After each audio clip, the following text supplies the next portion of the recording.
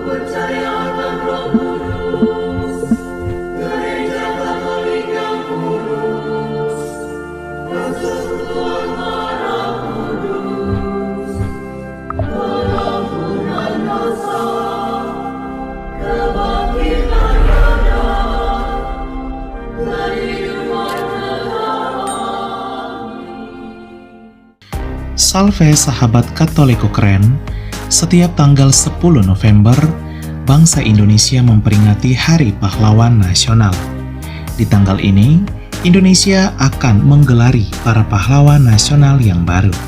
Pada tanggal 10 November tahun 2023 ini, Presiden Joko Widodo akhirnya memimpin upacara penganugerahan Gelar Pahlawan Nasional 2023. Terdapat 6 pahlawan nasional yang baru di tahun 2023.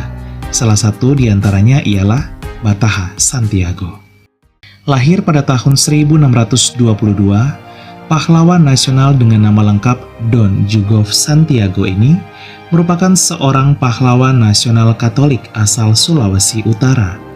Ia adalah putra dari Kabupaten Kepulauan Sangihe, tepatnya Manganito, yang kini masuk wilayah paroki Santo Yohanes Rasul Tahuna, salah satu paroki dari Keuskupan Manado yang terletak di utara Pulau Sulawesi.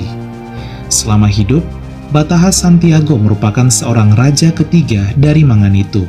Ia adalah satu-satunya raja di Kepulauan Sangihe yang menolak keras perjanjian kerjasama dengan VOC Belanda. Ia bahkan terlibat pertempuran beberapa hari di laut bersama pasukan kerajaannya melawan VOC Belanda yang berusaha untuk menghilangkan tanaman cengkih serta benda-benda yang tak disukai Belanda di kerajaan Manganito.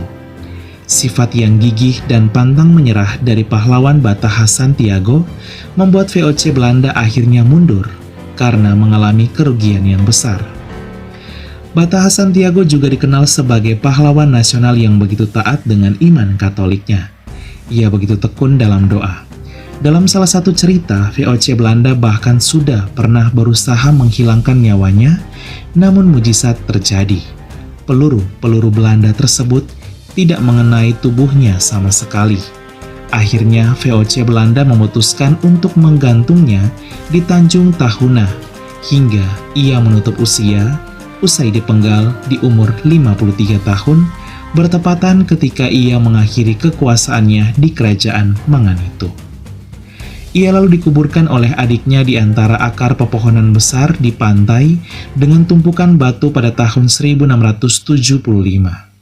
Sebagai penghormatan, sebuah patung Bataha Santiago dibangun di Pulau Miangas, Kabupaten Kepulauan Talaut, yang adalah pulau terujung utara dari Indonesia, yang berbatasan langsung dengan negara Filipina.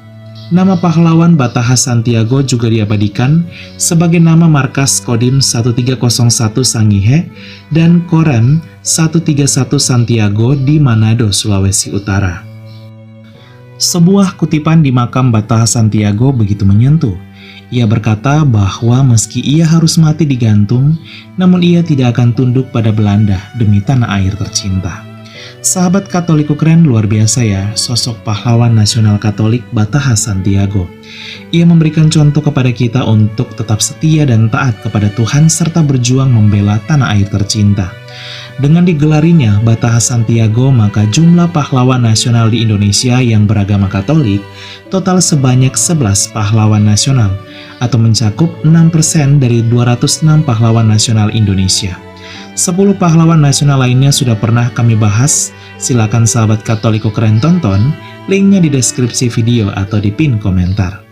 Di wilayah Nusa Utara sendiri yang terdiri atas 3 kabupaten, yaitu Kabupaten Kepulauan Sangihe, Kabupaten Kepulauan Talaut, dan Kabupaten Kepulauan Sitaro, terdapat 4 paroki hingga saat ini yang masuk dalam Keuskupan Manado.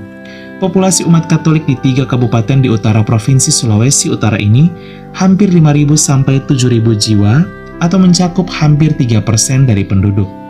Nusa Utara sendiri juga diwacanakan akan dimekarkan menjadi provinsi sendiri, terpisah dari Provinsi Sulawesi Utara, dan Bataha Santiago akan menjadi pahlawan nasional pertama di calon Provinsi Nusa Utara ini.